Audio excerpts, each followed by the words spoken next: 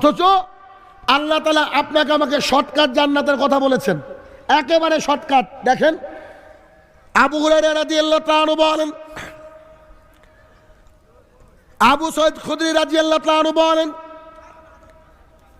রাসূলুল্লাহ সাল্লাল্লাহু আলাইহি ওয়াসাল্লাম বলেছেন, কোন মহিলা যদি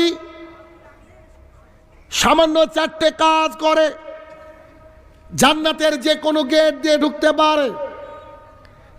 এক, দৈনিক 5 ওয়াক্ত সালাত আদায় করে। 2, রমাদান মাসের সিয়াম পালন করে। 3, স্বামী যা বলবে তাই শুনে। 4, লজ্জাস্থানের হেফাজত করে। এই 4টে কাজ যদি কোনো মহিলা করে জান্নাতের যে কোনো গেট দিয়ে ঢুকতে পারে।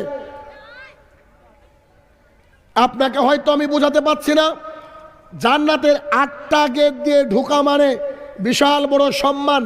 কেমন সম্মান একটু খেয়াল করেন।